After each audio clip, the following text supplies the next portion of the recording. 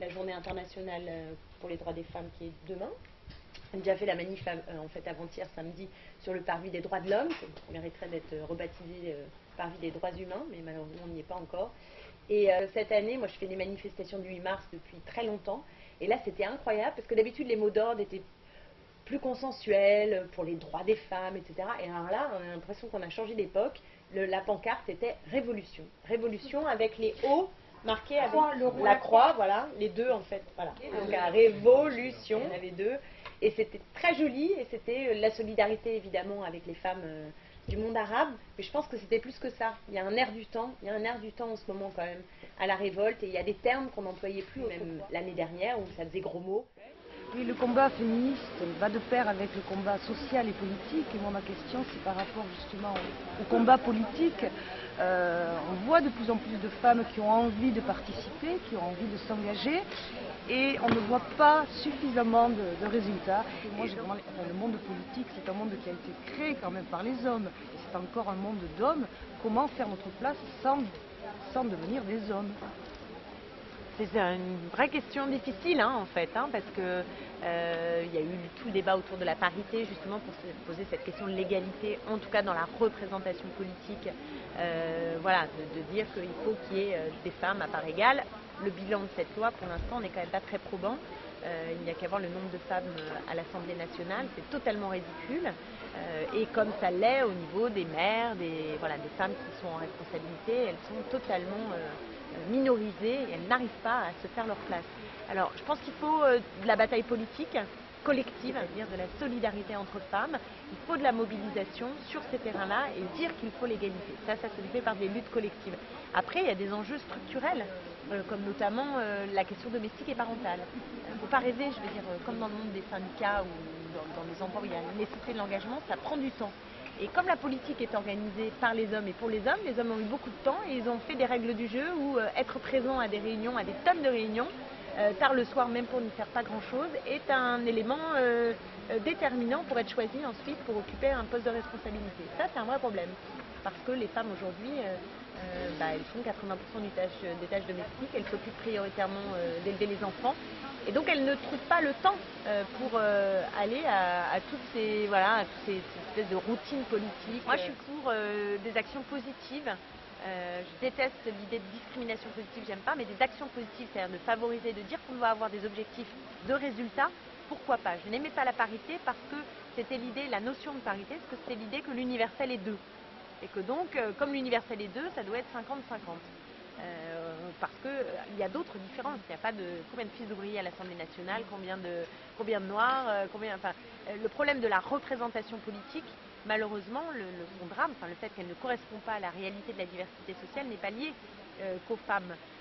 Même si les femmes, c'est la moitié de l'humanité, et donc ça fait beaucoup de monde, et c'est normal qu'on ait envie d'avoir dans l'urgence une action positive dans la matière. Mais je suis favorable à des actions positives pour permettre de favoriser l'accès des femmes aux postes de responsabilité à part égale, dans l'entreprise, dans les syndicats, dans la politique, partout. Et je pense que ça viendra par la mobilisation politique, ça ne va pas venir par enchantement. Et ça va venir parce qu'il faut mobiliser. Et par l'éducation aussi, tout à l'heure on parlait de l'éducation dans les collèges, tout ça, et même là je pense que dès le plus jeune âge, c'est important de montrer aussi que les filles ont la même parole en fait, et qu'on arrive à leur donner aussi une place. Il y a un problème de modèle, ça me fait penser à ça, c'est un problème de modèle quand on allume sa télé, qu'on voit des débats politiques où il y a quasiment que des mecs qui parlent entre eux, en général d'ailleurs assez âgés, avec une cravate, ils sont très différents. On a du mal à se projeter. L'homme blanc sexagénaire, il domine, et puis si on ne ressemble pas à ça, on se dit mais est-ce que moi je suis légitime, est-ce que je peux me projeter? Et les modèles dans l'histoire aussi, ça joue. Le fait de parcourir les manuels d'histoire et de voir que des hommes, ça pose problème aussi pour se dire moi aussi je peux le faire, se projeter. Donc malheureusement c'est trop lent, du coup il y a une reproduction des choses qui est difficile. Moi, je voulais poser la question par rapport à la réforme territoriale. On sait donc que les communes qui veulent créer, je parle pour les femmes là, pour les crèches, pour les haltes garderies, pour les emplois précaires et tout, va se retrouver en position négative. Parce que ces emplois été donnés par la commune, par la région, par le conseil général, et n'auront plus les possibilités financières puisque cette réforme territoriale tient à mettre tout ça en l'air. Comment penses-tu qu'on va pouvoir, bien sûr en étant contre cette réforme, et si malheureusement elle arrive à passer, comment on va pouvoir contrer et à réaliser pour ces femmes qui justement ont besoin de ce soutien de halte garderie, de crèche, de maternelle, puisque même on veut nous réduire à 4 ans ou je ne sais plus quel âge la rentrée à l'école maternelle, ces femmes ne pourront plus travailler parce qu'il faudra qu'elles payent de leur denier des gardiennes qui vont coûter un argent qu'elles ne pourront pas. Alors que penses-tu qu'on puisse arriver à répondre à ces femmes déjà et à faire? Déjà, il faudrait que ça devienne une priorité politique, un service public d'accueil de la petite enfance pour tout le monde, comme on a fait les écoles maternelles, qu'il faudrait rebaptiser d'ailleurs, hein, que école maternelle, moi ça me pose un vrai problème, il faudrait que ça s'appelle des écoles enfantines, mais en tout cas un service public d'accueil de la petite enfance pour faire en sorte que tous les enfants de moins de 3 ans aient une place en crèche, ça devrait être une priorité politique. Hein, c'est pas que les départements ou les villes qui doivent se démerder dans leur coin, même si on sait que quand on a des élus communaux ou départementaux actifs, ça aide considérablement parce que ce qu'on appelle le taux de dessert, c'est-à-dire le nombre de places pour le nombre d'enfants qui sont en âge de, ces taux de dessert sont très variables sur le territoire français. Donc il y a des endroits où je sais pas, ça va être même pas un enfant sur 10 qui va avoir droit à une place en crèche, c'est la moyenne nationale. Donc il y a des endroits où c'est très en deçà et des endroits où c'est nettement dessus, où on peut arriver à quasiment à 5 enfants sur 10 de moins de 3 ans qui ont une place en crèche. Donc ça me paraît une priorité nationale si on veut justement jouer aussi sur les coûts, hein, parce que les assistantes maternelles c'est extrêmement cher. Je suis bien placée pour le savoir, moi j'ai 2 enfants en bas âge. Hein, je pense très souvent aux femmes qui ont des bas salaires, qui jonglent, qui se retrouvent parfois toutes seules avec des 1, 2, 3 enfants en bas âge, galère que c'est, enfin de gestion du temps, de stress, et je pense que la société n'a pas pris en considération en fait le bouleversement majeur qui est celui de l'entrée massive des femmes dans le marché du travail, qui date des années 60, et tout le travail qu'on faisait avant, gratuitement quand même, pendant des siècles et des siècles, c'est-à-dire s'occuper des tâches domestiques, des tâches parentales, et ben personne n'a pensé comme on faisait. À partir du moment où les femmes investissaient le marché du travail salarié, voire même décidaient qu'elles avaient droit de s'engager dans la vie publique, d'être syndiquées, d'avoir une activité associative, de faire de la politique. Alors comment on fait? Ça veut dire qu'il faut repartager tous les temps de la vie entre hommes et femmes. Et cette révolution-là, elle n'a pas eu lieu, et moi je pense qu'elle devrait être affichée comme une priorité politique.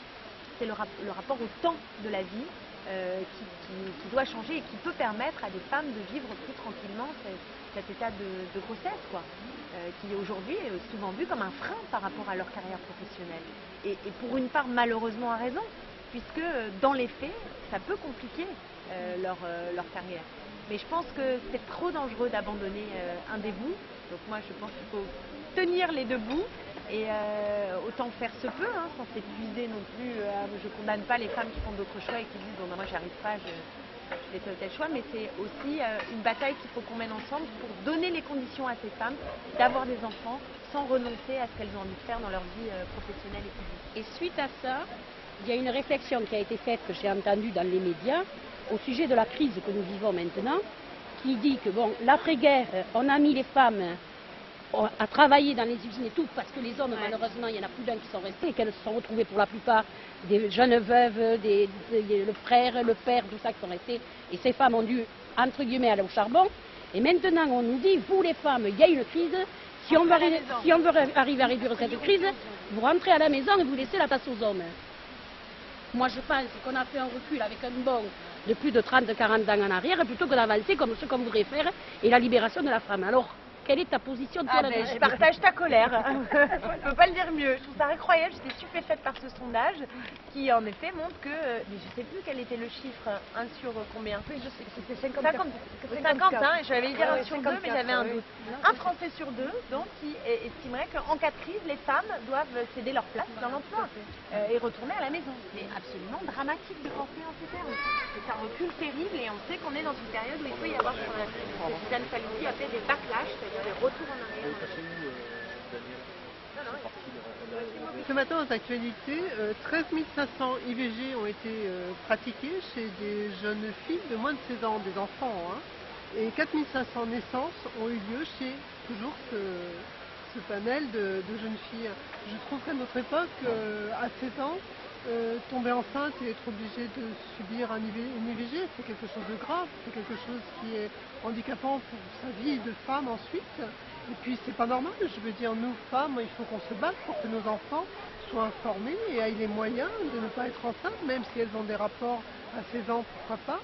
Je crois que c'est toute une éducation qui est à revoir et aujourd'hui, il n'est pas fait ce qui devrait être fait dans les collèges, dans les lycées et même... Oui, c'est le passage de l'égalité formelle à l'égalité réelle en fait, où il y a le droit d'avortement alors qui est encadré et toujours relevant du code pénal et pas du code de la santé publique, ce qui est quand même un problème dans nos conceptions. Donc on aurait des choses à gagner encore sur le terrain juridique, mais le problème aujourd'hui c'est essentiellement son application. Et pour éviter un certain nombre d'avortements, il est évident qu'il faut, notamment chez les jeunes, de l'éducation à la sexualité, de l'information, que les moyens d'avoir accès à la contraception soient simples, avec de la gratuité, avec une parole libérée.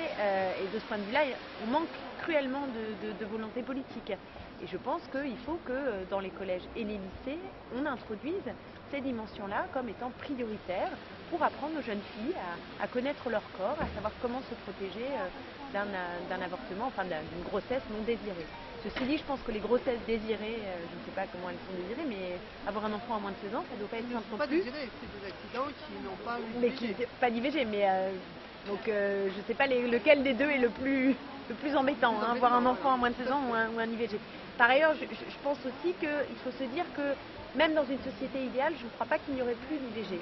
L'objectif zéro IVG est un objectif qui, à mon avis, n'a pas de sens. Donc il ne faut pas non plus renvoyer aux jeunes filles qu'un IVG n'est qu'un drame. C'est pas forcément un drame et le mieux, c'est évidemment d'arriver avant à s'en prémunir, mais on peut aussi survivre après un IVG et le vivre le moins dramatiquement possible. On est dans les cantonales, en plein dedans, et que les infirmières, par exemple, dans les collèges, eh bien, ça dépend des départements. Donc, on vote aujourd'hui pour les cantonales, on est des femmes, et je crois qu'il faut faire attention aussi à ça, parce que la place que l'on va donner à nos élus, c'est aussi le reflet de cette vie dans les collèges pour nos enfants, pour leur avenir. Le social, c'est ça aussi.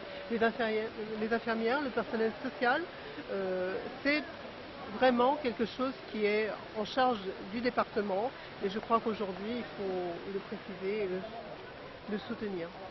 J'avais plus envie de faire un petit clin d'œil pour rappeler qu'à la première, puisqu'on parle des élections cantonales et à l'occasion de la journée de la femme, qu'à la première conférence de presse de présentation des candidats aux élections cantonales, je me suis présentée comme simple citoyenne.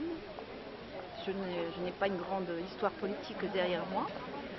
Et j'avais envie, sans prétention, de faire un clin d'œil à une des premières militantes de la Révolution, puisqu'on parlait de révolution citoyenne, Olympe de Gouges, qui a été d'ailleurs guillotinée pour avoir demandé un droit à monter à la tribune.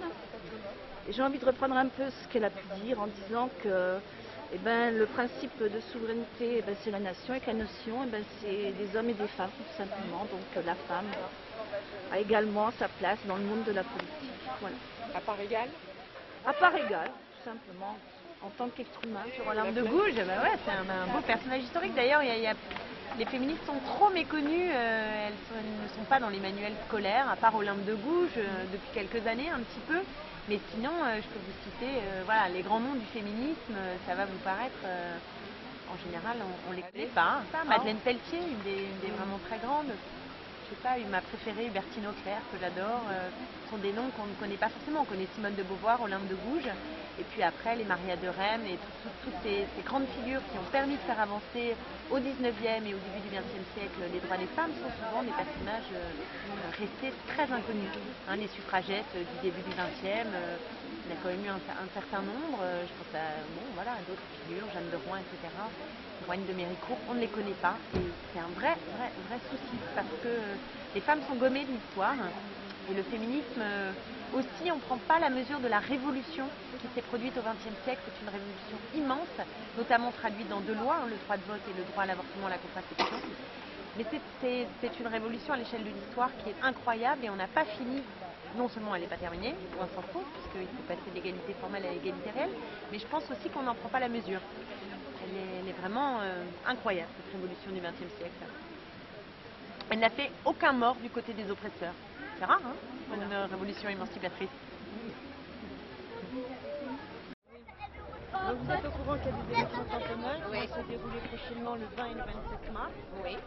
Donc nous nous présentons, nous sommes candidats de ces élections. Myriam Hubert, nous participons. Suppléant, M. Saez, Gérard Saez. Par rapport au rôle d'un conseiller général, est-ce que vous savez de son importance ou est-ce que vous... Alors j'avoue que je suis mal informée.